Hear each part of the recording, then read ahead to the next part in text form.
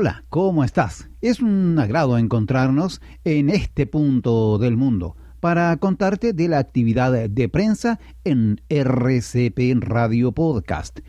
Fuimos invitados por la francmasonería de la ciudad para participar en una conferencia de prensa en donde estuvo principalmente en Radio Bio Bio, Diario La Tribuna, Medio Digital Enfoque y nosotros, RCP Radio Podcast. El entrevistado en la oportunidad fue el señor Luis Riveros Cornejo, gran maestro de la Gran Logia de Chile.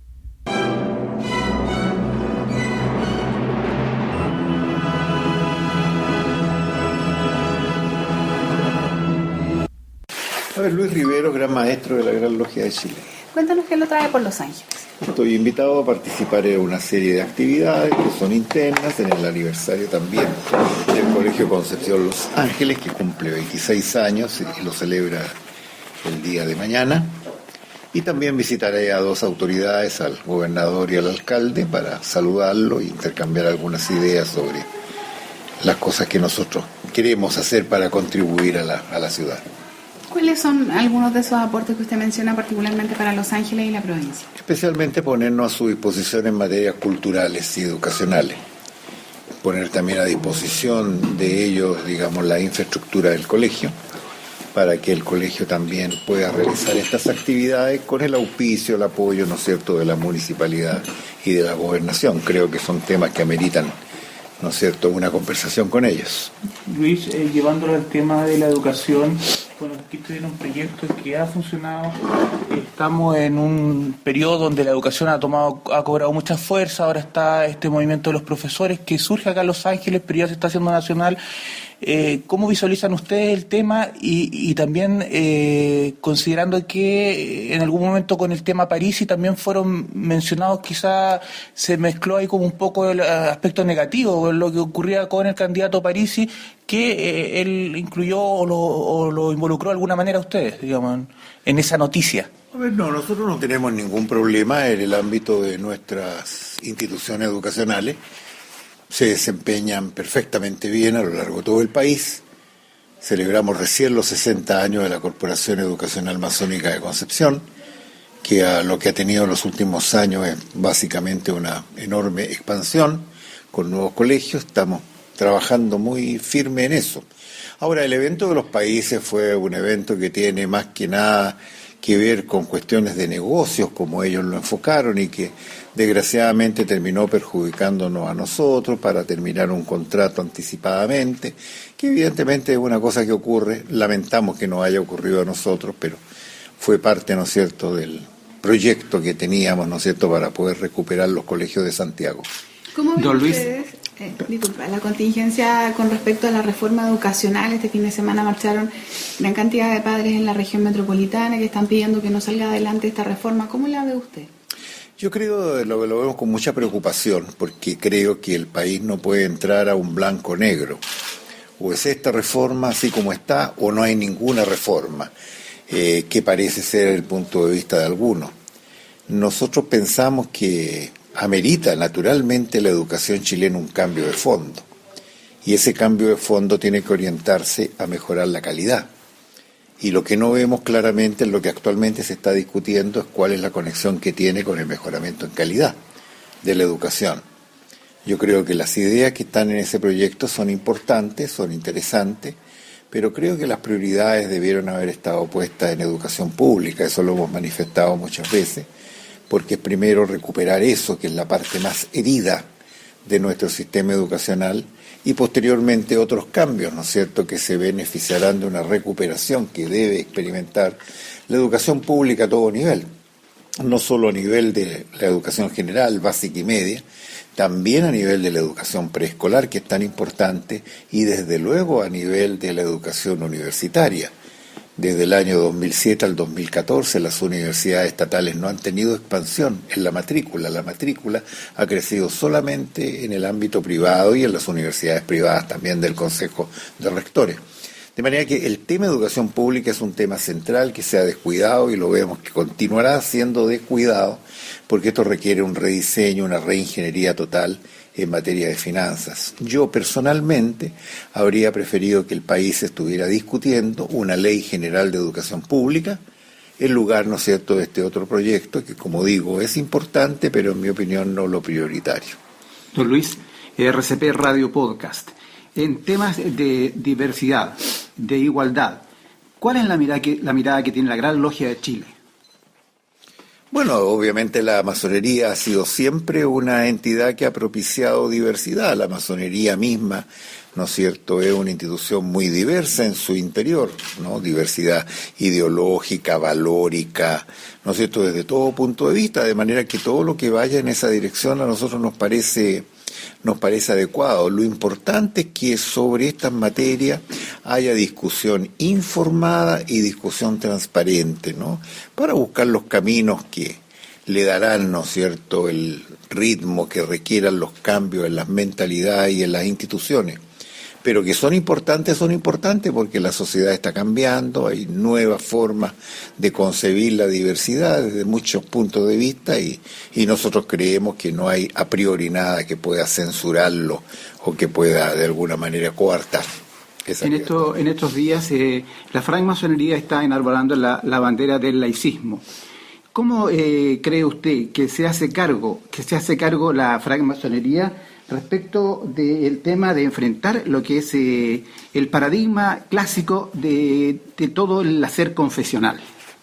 Bueno, nosotros seguimos luchando por eso porque a pesar de que teníamos una lucha ganada el año 1925 con la Constitución que establecía una clara separación entre la Iglesia y el Estado, después con la Constitución de 1980 eso se diluyó. Y hoy día vemos que la intromisión de las iglesias en asuntos del Estado es enorme y evidentemente que eso nos parece criticable. Nos parece criticable, por ejemplo, que todavía los colegios tengan la obligación de enseñar religión. Enseñar religión, en nuestra opinión, es enseñar doctrina. Y creo que los niños lo que merecen, ¿no es cierto?, es más bien obtener información sobre lo que son las religiones, su historia, su trayectoria, ¿no es cierto?, las cosas que creen y que sustentan y que son todas absolutamente respetables. Creo que en general en materia de laicismo hemos experimentado un retroceso. Y yo creo que es bueno para el país, ¿no es cierto?, reponer esos elementos básicos, ¿no es cierto?, de igualdad justamente que se estableció, ¿no es cierto?, tan atrás como ya hace casi un siglo, para poder decidir, digamos, que las cosas, nosotros respetamos mucho a todas las iglesias, ¿no? Muchísimo. De hecho, hay muchos masones que son miembros, ¿no es cierto?, de la Iglesia Católica, muchos que son miembros de la Iglesia Protestante, judías, musulmanas, etcétera. De manera que lo nuestro no es la antirreligión o la antiiglesia, pero sí el respeto y la cabida a todos, ¿no es cierto?, de un punto de vista integral, especialmente en educación, porque como decía don Pedro Aguirre Cerda, nada debe contaminar la mente del niño en el proceso de enseñanza. Luis, ¿contemplan en ese sentido que este proyecto de reforma educacional aporta en este laicismo? Aporta porque se ve que las entidades manejadas por la Iglesia, por ejemplo la Iglesia Católica, son las que más se han opuesto a este tema en el tema valórico, significa la doctrina, el dogma. ¿Ven que esta reforma educacional sí aporta a esa lucha laicista que está estableciendo la masonería? Yo creo que eso no está claro. Desde luego, lo que está claro son ciertas reglas en términos del tema de propiedad, en términos del tema del lucro, de las reglas del juego financiera, y naturalmente eso podrá afectar, ¿no es cierto?, a las iglesias, particularmente a la Iglesia Católica, pero no es el propósito tampoco del proyecto, ¿no? De manera que yo no veo una conexión directa en esto. A mí me gustaría que en lugar de estar discutiendo, ¿no es cierto?, estas cuestiones que tienen que ver con la parte operativa, esta es una reforma más bien administrativa y financiera, no es una reforma educacional. Si hubiese una reforma educacional, estaríamos discutiendo contenidos. ¿Qué le tenemos que enseñar a nuestros niños el día de hoy? Y entre esas cosas, el contenido, ¿no es cierto?, probablemente más relevante sería cómo debemos enseñar religión. ¿Y qué tipo de religión son las que le tenemos que hacer llegar a los niños, sobre todo en las escuelas públicas? Las escuelas privadas, allá cada cual con su credo, ¿no es cierto?, y su particular manera de enfocarlo. Eso ha sido siempre así en la República. Yo alego por el caso de la educación pública, que no puede estar sujeta a los dictámenes de una iglesia en términos de contenido y de material de enseñanza. Don Luis, ¿podría decirse que la nueva educación se va a hacer cargo y sería la piedra angular de una sociedad laicista? Bueno, desde luego yo creo que esa es una de las direcciones, ¿no es cierto? Me parece que es la piedra angular de una sociedad más diversa, una sociedad más tolerante y una sociedad más laica. Creo que nuestra educación, en medio de todos sus significativos problemas de calidad, sobre los cuales no vamos a insistir, porque ahí tenemos como país un problema gigantesco. Pero además, ¿no es cierto?, es una educación que no contribuye justamente a la formación en este tipo de valores y de ideas.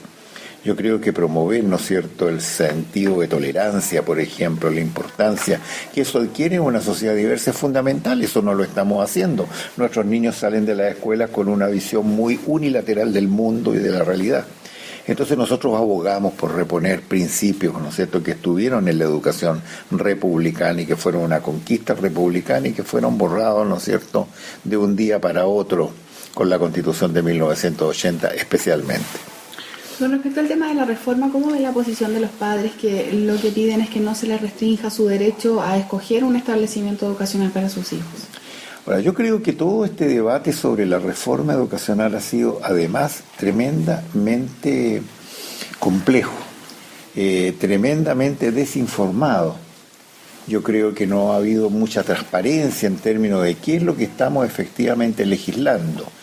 Yo tengo la impresión de que esta reforma no está contribuyendo a limitar la libertad de elección de los padres. Mi crítica va, digamos, contra este proyecto, digamos, en el sentido que no está atacando el problema central que dijimos que queríamos atacar, que es el problema de calidad.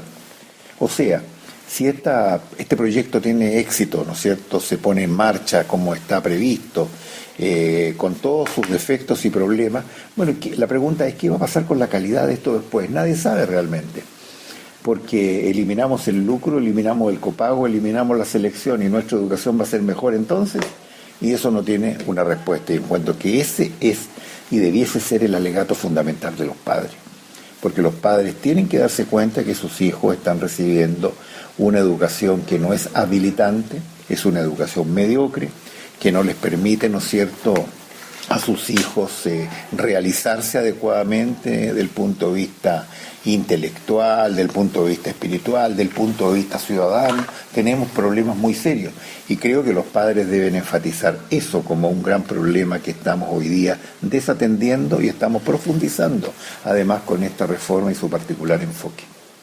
Muchas gracias. Gracias, Luis. Encantado.